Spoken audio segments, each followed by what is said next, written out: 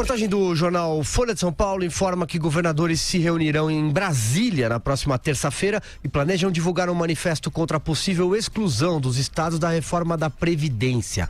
Chefe dos executivos estaduais, ouvidos pelo jornal, dizem que pretendem mostrar unidade em torno da necessidade de aprovar uma reforma por completo. O encontro foi marcado após governadores constatarem que existe uma rejeição na Câmara à proposta de validar uma reforma que tem efeito imediato para os estados e municípios. Mesmo com o déficit previdenciário dos estados ultrapassando 90 bilhões de reais por ano, líderes da Câmara se recusam a aprovar regras mais duras para aposentadorias dos servidores estaduais e municipais. No Congresso, existe a avaliação de que governadores e prefeitos também devem assumir o desgaste de aprovar medidas impopulares. Alexandre Borges. Essa é mais uma daquelas pautas que voltam a assuntos que a gente já tratou aqui no programa outras vezes, da tal articulação que não é sinônimo de fisiologismo.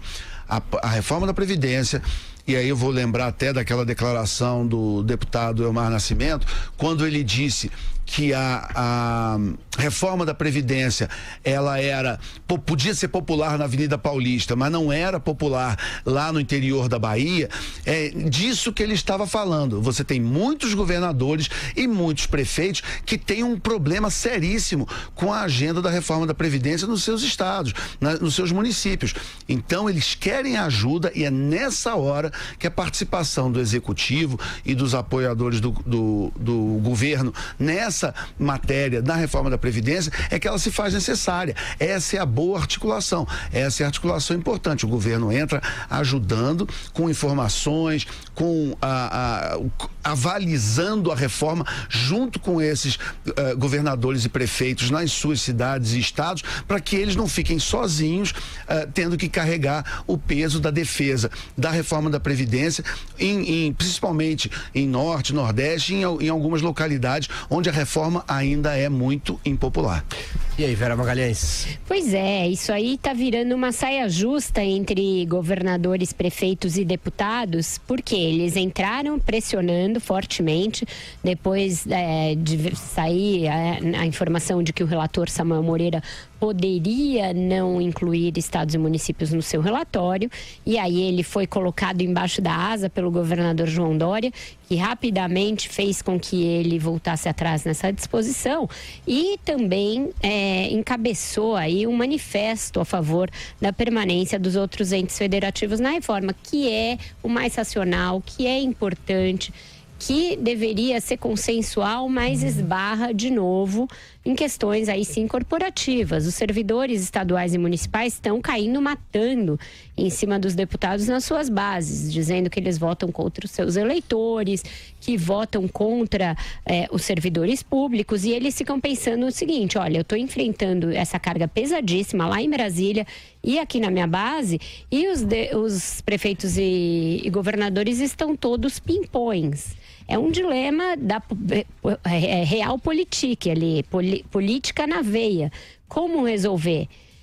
Tem que ser resolvido na base do diálogo. Não dá para ficar bravateando prefeito e governador de um lado e deputado de outro, porque aí significará que eles vão medir força no voto e que o dispositivo poderá cair efetivamente. Quem sabe a melhor solução seja algo próximo do que estava na medida do Temer, que você sim inclui deputados e municípios e estados, mas que há um prazo, 6 meses ou menos, para que as assembleias e as câmaras ratifiquem essa decisão. Pode até ser por maioria simples, pode ser por projeto de lei, não precisaria mexer em nada de constituições estaduais, etc. Então, há formas de se cotejar os interesses de todos, mas para isso precisa de alguém que encabece o diálogo. Os governadores deverão ir a Brasília nos próximos dias. Seria importante que conversassem com os stakeholders aí da reforma, aqueles que estão à frente das negociações, a saber, o presidente da comissão especial, o relator, o secretário Rogério Marinho, o presidente da Câmara Rodrigo Maia, os líderes partidários. E aí, Andreasa? Bom, eu sou a favor da inclusão de estados e municípios na reforma da Previdência. Porém, vou ratificar, repetir aquilo que disse no começo da semana sobre esse assunto.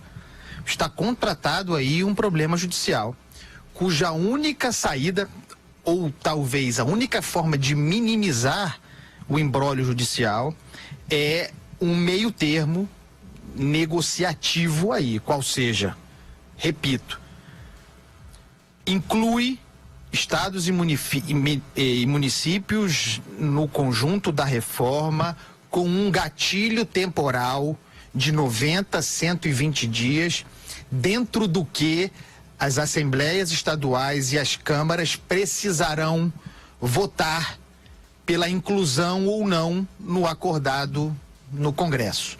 É a única maneira que eu vejo política, e para tanto é preciso uma costura política, de a coisa prosperar.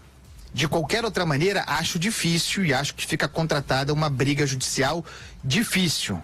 Então, me parece ser esse o caminho, e acho que é, no mundo real da política, aquilo que os governadores devem fazer. Eles esticaram muito a corda, sem botar a mão na massa. Como disse a Vera, o ônus político fica associado aos deputados e senadores de aprovar essa inclusão. Os governadores, muitos dos quais, curiosamente, alguns do PT, por exemplo, torcendo para que a coisa prospere, para que os estados e municípios sejam incluídos, mas publicamente fazendo um discurso contra, para agradar as próprias bases. O parlamento percebe isso e não quer esse ônus sozinho.